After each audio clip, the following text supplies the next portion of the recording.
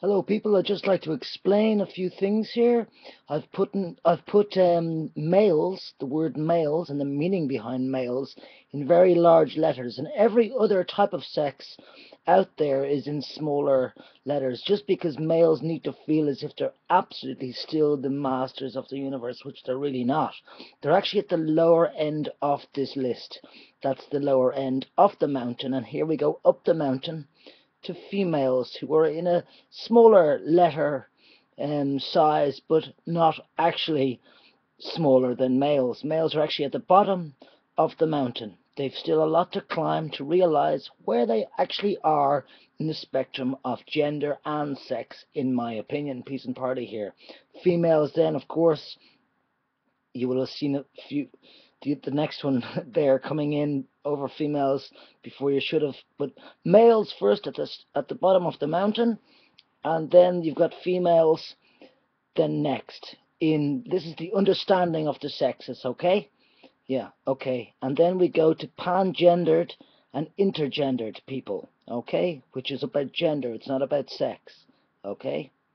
Then we've got transvestites, cross-dressers, basically the same thing. You won't see too many transvestites that are technically with vaginas because vagina people can wear whatever they want. So it's only really the penis people that would be transvestites and cross-dressers, because we only seem to concentrate on the males who are wearing female clothes. Exactly.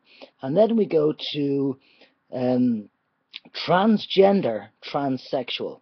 Pretty much the same thing. Transsexuals would be the people that are going to change their sex from the supposed opposite sex to the other opposite sex. There's only supposed to be two sexes. That would be, again, let's go back to the bottom of the mountain, males and females supposedly, but in fact there isn't just males and females. And I question, as Peace and Party, whether or not males and females should even be used as words to describe human beings, people, because you see all the other subsets of people. See, there you go, intersex at the top of the mountain. Yeah, and I separated the word intersex just because it's the peak of the mountain there. And I think inter is a very important word, basically, to say the in-between of something. And I truly believe that everybody who is termed to be intersex, medically speaking, is a middle of the sexes. They can have a role of male or female pretty adequately all right in this world, but they can't actually have a pangendered, intergendered, intersexed even gender role and be accepted, such as myself. I see myself as being intergendered and intersex.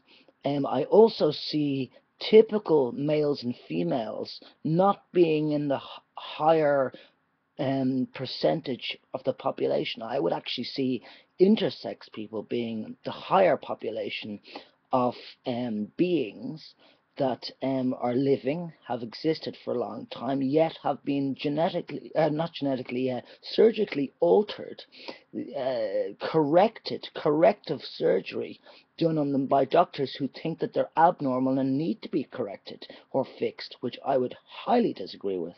I think intersex people are born as natural as they could possibly be, and I would like to see the medical establishment stop using words such as disorders, dysfunction, dysphoria, defects, dysfunction, abnormal, all these horrid words for beings on this planet Earth, which has evolved much more rapidly than, in fact, the minds of society.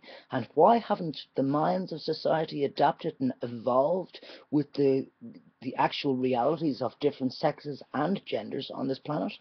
Well, that's a good question, isn't it? And I think we need to ask the medical establishment, would they not like to get with the times and realize about all these people, the intersex, the transgender, the transsexual, the transvestites, the cross-dressers, the pangendered, the intergendered, and the so-called females and males of the world, who are at the bottom of the mountain, people.